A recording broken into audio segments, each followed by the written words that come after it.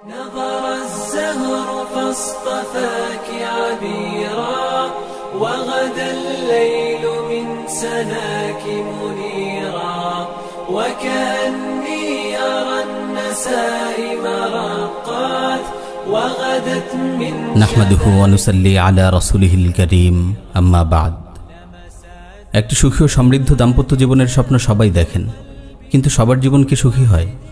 অনেক সময় দাম্পত্য জীবনে নেমে আসে হাজারো দুঃখ, অশান্তি ও হতাশা। এর অন্যতম কারণ দাম্পত্য জীবন সম্পর্কে সঠিক জ্ঞান, প্রস্তুতি ও আয়োজনের অভাব। দাম্পত্য জীবনকে সুখময় করে তুলতে স্বামী স্ত্রী প্রত্যেকেরই করণীয় রয়েছে। আজ আমরা বন্ধুদের সঙ্গে আলোচনা করব দাম্পত্য জীবনকে সুন্দরভাবে সাজানোর প্রাথমিক একটি মূলনীতি নিয়ে, যা আপনার দাম্পত্য জীবনকে অনেকাংশে নির্মল ও পরিচ্ছন্ন করে তুলবে ইনশাআল্লাহ। প্রিয় বোন, দাম্পত্য জীবনকে সুন্দর, পরিচ্ছন্ন ও সুখময় করে তুলতে অত্যন্ত গুরুত্বপূর্ণ একটি মূলনীতি হল স্বামীর আনুগত্য। আমরা সাধারণত মনে করি স্বামীর আনুগত্য মানে স্বামীর আদেশ পালন করা। আসলে এখানে স্বামীর আনুগত্য কথাটির পরিধি আরও ব্যাপক। স্ত্রী তার কথাবার্তা, কাজকর্ম, বেশভূষা, আচার ব্যবহার সব কিছু আপন স্বামীর চাহিদা মতো সাজিয়ে নেবে। এটি হলো স্বামীর আনুগত্যের প্রকৃত মর্ম। একজন বিচক্ষণ বুদ্ধিমতী স্ত্রী দাম্পত্য জীবনের শুরুর দিকেই স্বামীর স্বভাব চরিত্র, প্রিয় অপ্রিয়, পছন্দ অপছন্দ সব কিছু জেনে নেয়। কিছু সরাসরি জিজ্ঞেস করে শিখে নেয়, আর কিছু তার দৈনন্দিন জীবনকে পর্যবেক্ষণ করে জেনে নেয়। তারপর সে নিজেকে সেভাবে সাজিয়ে তোলে। এই প্রসঙ্গে প্রিয় বোনদের আমরা একটি ঘটনা শোনাতে চাই, যেখান থেকে আমরা অনেক কিছুই শিখতে পারবো ইনশাআল্লাহ। ইমাম শাবি রাহিমাহুল্লাহ একবার কাজী সুরাই রাহিমাহুল্লাহর সঙ্গে সাক্ষাৎ করেন। তিনি সুরাই রাহিমাহুল্লাহর কাছে তার পরিবারের অবস্থা সম্পর্কে জানতে চান। সুরাই রাহিমাহুল্লাহ বলেন, আজ 20 বছর হয়ে গেল আমার পরিবারে কোনো অশান্তি, কোনো অসঙ্গতি আমি দেখিনি। এমনকি কোনো দিন আমাকে রাগান্বিতও হতে হয়নি। শাবি রাহিমাহুল্লাহ জানতে চান, এটি কিভাবে সম্ভব হলো? তিনি বলেন, বাসর রাতে যখন আমি আমার স্ত্রীর ঘরে ঢুকলাম, তার অপূর্ব সুন্দর চেহারা দেখে আমি মুগ্ধ হলাম। মনে মনে ভাবলাম, আমার উচিত পবিত্র হয়ে 2 রাকাত সালাত ও শুকর আদায় করা। সালাত যখন শেষ হলো, বুঝতে পারলাম আমার স্ত্রীও আমার সঙ্গে সালাত আদায় করেছে, আমার সাথেই সালাম ফিরিয়েছে। ওই দিন বাসর রাতেই আমার বুদ্ধিমতী স্ত্রী আমাকে বলল, আমি আপনার কাছে একজন অপরিচিত নারী। আপনার রুচি ও স্বভাবের ব্যাপারে আমি কিছুই জানি না। আপনার পছন্দনীয় বিষয়গুলো বলুন, যাতে সেগুলো আমি নিয়মিত করতে পারি, আর আপনার অপছন্দনীয় বিষয়গুলো আমাকে জানিয়ে দিন, যাতে আমি সেগুলো ত্যাগ করতে পারি। স্ত্রীর এমন সুন্দর কথার জবাবে আমি বললাম, তুমি এমন কিছু কথা বলেছ যার উপর অটল থাকতে পারলে তুমি পরিপূর্ণ কল্যাণ লাভ করবে, আর এর বিপরীত কিছু করলে তোমার কথাই তোমার বিপক্ষে দলিল হবে। তারপর আমি তাকে আমার পছন্দ অপছন্দগুলো একে একে খুলে বললাম। সে জানতে চাইল, আপনার প্রতিবেশীদের মধ্য থেকে কারা ঘরে আসলে আপনি খুশি হন এবং কাদের আশা আপনি অপছন্দ করেন। আমি বললাম, অমুক অমুক আমার বাড়িতে আসুক তা আমি চাই না, আর অমুক অমুক বাড়িতে এলে আমার কোনো সমস্যা নেই। আমি আরও বললাম, অমুক অমুক পরিবারের লোকেরা ভালো, সুতরাং তুমি চাইলে তাদেরকে ঘরে আনতে পারো, আর অমুক অমুক পরিবারের লোকগুলো খারাপ, তাদের ঘরে আসার অনুমতি দেওয়া ঠিক হবে না। আমার সব কথা আমার স্ত্রী মনে গেঁথে নিল। আল্লাহর কসম, সে রাত ছিল আমার জীবনে সবচেয়ে সুখময় রাত। তারপর একে একে পুরো 20টি বছর যেন খুশি ও আনন্দের হাওয়ায় মিলিয়ে গেল। এই দীর্ঘ সময়ে তার মধ্যে আমি কেবল কল্যাণ ও সন্তুষ্টি খুঁজে পেয়েছি। একটি বারের জন্য সে এমন কিছু করেনি যা আমি অপছন্দ করি।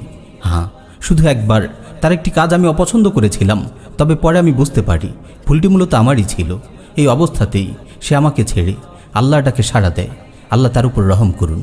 প্রিয় বোন, এই ঘটনা থেকে নিশ্চয়ই আপনি বুঝতে পেরেছেন স্বামীর আনুগত্য কিভাবে একটি মধুর ও সুখময় দাম্পত্য জীবন গঠনে কার্যকর ভূমিকা পালন করে। নেককার মুমিন নারীরা অনেক বুদ্ধিমতী ও বিচক্ষণ হয়ে থাকে। পরিবারের স্বামীর কর্তৃত্বের ব্যাপারটি তারা সহজেই বুঝতে পারে, কেননা কোরআনে এসেছে, আর রিজালু কাওয়ামুনা আলান নিসা, পুরুষরা নারীর উপর কর্তৃত্বশীল। হযরত ইবনে আব্বাস রাদিয়াল্লাহু তাআলা আনহু এই আয়াতের ব্যাখ্যায় বলেন, পুরুষরা স্ত্রীদের অভিভাবক। তারা স্বামীর আদেশ মান্য করবে, তার পরিবারের সাথে সদাচার করবে এবং তার সম্পদের হেফাজত করবে। প্রিয় বোন, পরিবার একটি জাহাজের মতো, জীবনের স্রোত ঠেলে যেটি সামনের দিকে এগিয়ে যায়। জাহাজের জন্য যেমন একজন কাপ্তান চাই, তেমনি ভাবে পরিবারের জন্য চাই একজন অভিভাবক। অন্যথায় তার অগ্রগতি ব্যাহত হবে। এমনকি সমুদ্রের অবস্থা নাজুক হলে ডুবেও যেতে পারে, আর সেই অভিভাবক হলেন আপনার স্বামী। প্রিয় বোন, আপনি হয়তো ভাবছেন, তাহলে সব সময় স্বামীর পছন্দের কথা ভাবতে হবে, তার সব কথা মানতে হবে? আমারও তো একটা মন আছে, আমারও তো কিছু পছন্দ অপছন্দ আছে। আমার কি কোনো অধিকার নেই? প্রিয় বোন, আপনি নিঃসন্দেহে ঠিক বলেছেন। নিঃসন্দেহে আপনারও নিজস্ব রুচি ও পছন্দ অপছন্দ আছে, আপনারও আছে স্বতন্ত্র অধিকার। কিন্তু উভয়ের অধিকার একই পদ্ধতিতে আদায় করা যাবে না। এখানে স্বামীর আনুগত্য মানে নিজের সকল অধিকার থেকে বঞ্চিত হওয়া নয়। আনুগত্য মানে স্বামীর সঙ্গে মানিয়ে চলা। স্বামী তার পুরুষসুলভ কর্তৃত্ব ব্যবহার করে পরিবার পরিচালনা করবে, আর আপনি আপনার নারীসুলভ আবেগ ও ভালোবাসা দিয়ে আপনার স্বামীকে পরিচালনা করবেন। পুরুষ যত বাহাদুর, যত ক্ষমতাশীল কিংবা যত বদমেজাজি হোক না কেন, সে কখনো তার প্রেমময়ী স্ত্রীর পছন্দের বাইরে পা রাখতে পারে না। আবেগ ও ভালোবাসার শক্তির কাছে পৃথিবীর সব শক্তি হার মানে। সুতরাং উভয়ই আপন আপন পদ্ধতিতে তার ব্যক্তিগত সুখ, স্বাতন্ত্র্য ও অধিকার বজায় রাখবে। কিন্তু বোন, আপনি যদি আবেগ ও ভালোবাসার পরিবর্তে কর্তৃত্বের সুরে কথা বলতে শুরু করেন, তাহলে মনে রাখবেন আপনার দাম্পত্য জীবনে আপনি আগুন লাগিয়ে দিয়েছেন। আপনি কখনো এই জীবনে সুখ শান্তির আশা করতে পারেন না। চলুন এই ব্যাপারে প্রিয় নবী সাল্লাল্লাহু আলাইহি ওয়াসাল্লামের একটি হাদিস শোনা যাক।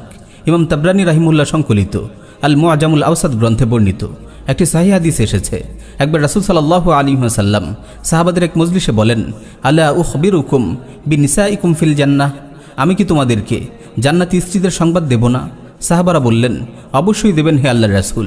তিনি বললেন, ওয়ালুদুন ওয়াদুদুন ইযা গাদিবাত আও উসিআ ইলাইহা আও গাদিবা যাওজুহা ক্বালাত হাযিহি ইয়াদি ফি ইয়াদিক লা আকতাহিলু বিগুমদিন হাত্তা তারদা। অধিক সন্তান জন্মদানকারী প্রেমময় স্ত্রী, যে রাগান্বিত হলে বা তার প্রতি কোনো খারাপ আচরণ করা হলে কিংবা স্বামী তার সঙ্গে রাগ করলে সে বলে, এই যে আমার হাত আপনার হাতে রাখলাম, আপনি আমার উপর সন্তুষ্ট হওয়া পর্যন্ত আমি ঘুমাবো না। প্রিয় বোন, আশা করি বুঝতে পেরেছেন হাদিসে কি বলা হয়েছে। আবেগ ও ভালোবাসা এমন এক চাবি, যা দিয়ে স্বামীর অন্তরের শেষ দরজাটি পর্যন্ত আপনি অনায়াসে খুলে ফেলতে পারবেন। প্রিয়তম স্বামীর কাছ থেকে আপনার সব দাবি মানিয়ে নিতে পারবেন। আরও একটি হাদিস বলে আজকের এই আলোচনা শেষ করছি। আজ্জুমা ইমরাআতিন মাতাত ওয়া যাওজুহা আনহা রাদিন দাখালাতিল জান্নাহ, যে স্ত্রী স্বামীকে সন্তুষ্ট রেখে মৃত্যুবরণ করে সে জান্নাতে প্রবেশ করবে। আল্লাহ রাব্বুল আলামিন সকল বোনকে আমল করার তৌফিক দিন। সবাইকে সুখী ও সমৃদ্ধ দাম্পত্য জীবন দান করুন। আমিন ইয়া রাব্বাল আলামিন।